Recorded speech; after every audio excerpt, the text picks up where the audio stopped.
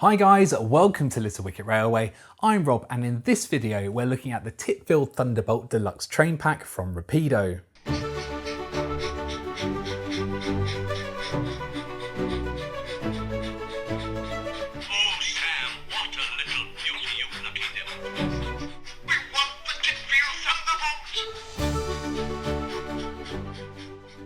This train pack first appeared in October 2023 with an RRP of just under £400. And it doesn't look like these have been selling particularly well because nearly a year after release they're still available new from retailers, reduced to around £315. Still quite expensive, but heavily reduced on that original RRP. Rapido also make a non-deluxe train pack which is selling for around £225 at the retailers.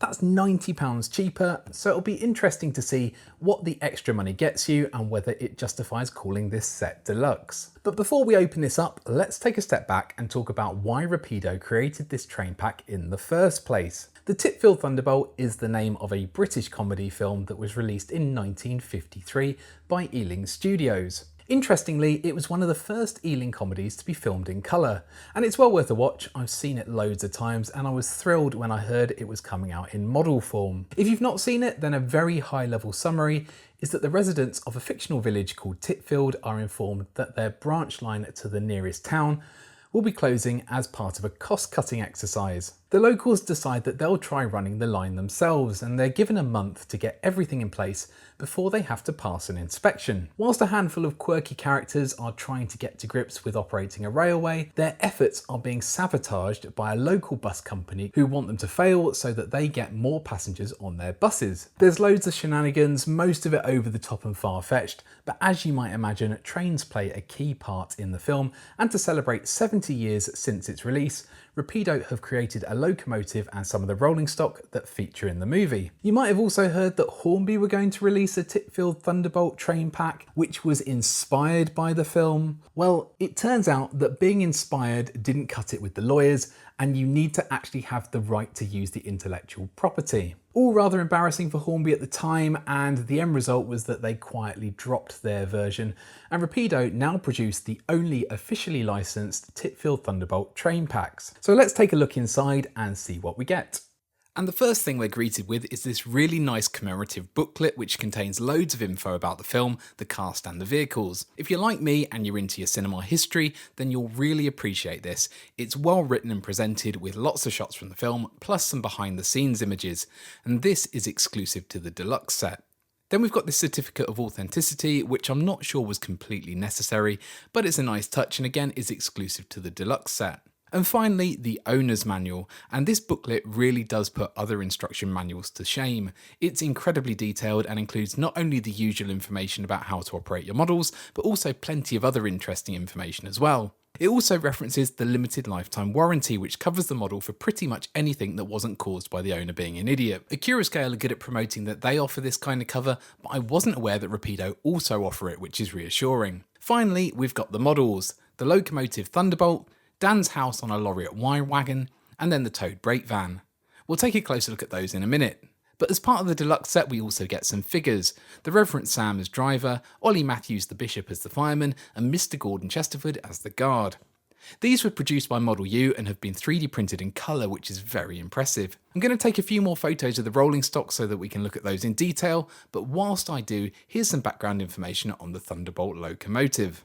Thunderbolt is just a character name used in the film. The locomotive's real name is Lion, and before it starred in the film it worked for the Liverpool and Manchester Railway. Lion was built in 1838 by Todd Kitson and Laird in Leeds, so it was already 150 years old when it appeared in the movie. Apparently Lion was used by the LMR for luggage, banking and ballasting before being sold to Mersey Docks and Harbour Board in 1859, where it was used around the docks before being turned into a stationary pumping engine. The Liverpool Engineering Society took ownership in 1928 and formed the Old Locomotive Committee, which took care of Lion's preservation. The LMS overhauled Lion at Crewe Works and were responsible for giving it the shape that we recognise today. Lion then became a bit of a celebrity locomotive. It appeared in a number of films and TV shows and appeared at special events such as the 1930s Liverpool and Manchester Railway centenary celebrations. And in 1980 it ran in the 150th anniversary of the Rainhill trials. As well as producing Lion in its Thunderbolt livery, Rapido have also released models of Lion as it appeared during the 1930s LMR centenary celebrations,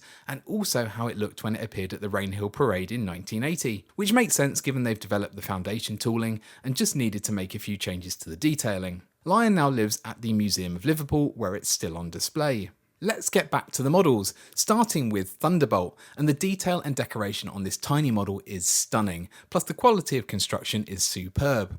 At the front we've got my favourite part, which is the decorated chimney. Below that we've got the smoke box door with loads of moulded rivet detail and incredibly fine handrails. Below that we've got the buffer beam, which includes these dumb type buffers and a 3-link coupling, which again is really fine. And at the bottom we can see the fronts of the cylinders, and they even have tiny separately fitted details, which I assume are drain cocks. Along the side you can see the boiler with the wood effect and the Thunderbolt nameplate in the centre. Around the boiler and the splashes there's really fine gold banding.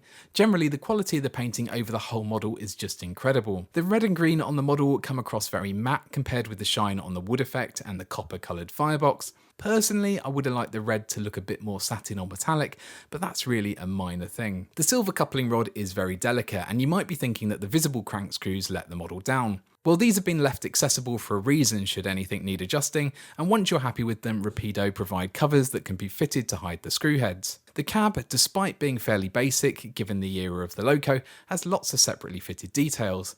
There's no flickering firebox on this model, which is understandable given the amount of space available. I'd be interested to know if the cab floor really is plain black. I would have thought that it might have had wooden planking, which could have looked nicer and brightened the space up a bit. There's a movable tender full plate that covers the coupling connection, and that connection also contains an electrical connection between the pickups on the loco and the decoder socket, which is in the tender.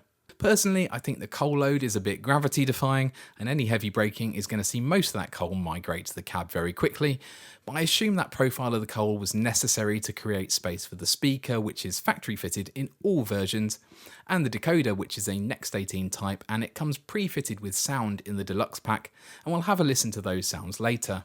The tender also has a number of separately fitted handrails, and on the rear there's another set of dumb buffers along with a NEM coupling. The NEM coupling can be removed, and Rapido have ensured that this is compatible with other Era 1 models from Hornby. There must have been a good amount of metal used in construction, because for a tiny model it's got quite a good weight to it, and Rapido claim that it can pull a substantial number of wagons. So overall it's an extremely impressive model. Moving on to Dan's house and the Loriot Y-Wagon. And I was really excited to see that this wagon was going to be in the set, because I don't own any other Rapido wagons, but I've heard they're really good quality, and that's what justifies their high price tag. To buy a Loriot Y separately will cost you nearly £40, but the wagon that comes with the Titfield Thunderbolt train pack looks entirely different, and it definitely doesn't represent £40 worth of wagon. Starting with the positives, the moulded detail is very nice on the wagon itself, and the interior of Dan's house is incredible. It's fully furnished with a dresser complete with tiny crockery. And that's where my positivity for this wagon ends. It's great that all that detail is in there, but ultimately it's pointless because with the body on, you just can't see it. There's no lighting in Dan's house, and unless you remove the body, it's just too dark. If the roof was magnetic or push fit and could just be lifted off, then that would make more sense, but to access it you need to use a spudger to prise the body away from 4 plastic clips. So all that effort spent on the interior, in my opinion, was a waste of time. The exterior of Dan's house is fine. It comes pre-weathered with separately fitted steps and handrails at one end, and you also get a choice of chimneys to fit in the accessories bag, which is a nice touch. As for the Loriot Y-Wagon, that's really disappointing. It's all a single colour and there's no printed detail at all, which is fair enough because I believe that's true to the film, but there's also very little weight to it and it feels very plasticky. The biggest issue I have with it though is that it's relatively long, but there's very little movement available in the axles, and the couplings don't have much play in them either, with their pivot mechanism relying on just bending a thin piece of plastic. This meant that on occasions the wagon would derail when passing through second radius curves. Moving on to the towed brake van and back to being positive, this is a lovely wagon with plenty of fine detail all around the model, including railings, steps and handrails. There's also printed information on the sides and frame. The glazing looks good from the outside, but it also looks good from the inside. The roof is loosely held on with magnets, so it can easily be removed even when the van is on the track, and when lifted off it reveals a detail and painted interior. Rapido are aware that having a magnetic roof does result in a slight gap around the edge of the body and the roof, but you can always glue the roof down if this bothers you. Overall, I think this is a really smart looking brake van. Let's get all of these on track and see how they run. Apart from the Loriot Y derailing on one particular section of track, all the models ran beautifully straight out of the box. The gearing on the loco is really nice, and Thunderbolt is more than capable of pulling the rolling stock that comes in the pack, and probably quite a bit more. However, later in the running session, there were a couple of occasions when Thunderbolt lost power, stopped, and the sound cut out. I don't think this is a major issue or a fundamental problem with the model, it's more likely that the wheels picked up a bit of dirt or that section of track needs cleaning. I assume this has pickups on the 4 driving wheels and potentially on the tender wheels, but it's hard to tell without dismantling, and I don't want to do that on such a delicate model. Rapido probably could have put a small stay alive in this model, there is probably space for it, and I think it would have really helped with the reliability. I suppose my only other observation would be that Rapido's products in general seem to be quite pricey. However, the quality of these models is also really high. Does the extra £90 justify getting the deluxe set though? Personally, I think it does. You're getting the sound decoder with all the unique movie sounds, plus the 3D printed figures, the booklet and the certificate. So overall, I'm very happy with the set. Rapido have done a great job. As far as I know, you can't buy any of these models from the train pack individually as separate models, but you can buy Lion, which is just under £225 for the DCC sound fitted version. You can buy a Loriot Y wagon for around £34, but this doesn't come with Dan's house. And you can pick up a brake van for around £34. So if you're not bothered about the film but still like the look of the models, you can get these separately, and overall it works out about £30 cheaper than buying them in the Thunderbolt set. If you've enjoyed this video, then please give it a like and subscribe to the channel. Special thanks to all the YouTube members and patrons for your support, it's very much appreciated and your names are up on screen now. That's about it for this video, thanks for watching and I will hopefully see you again soon.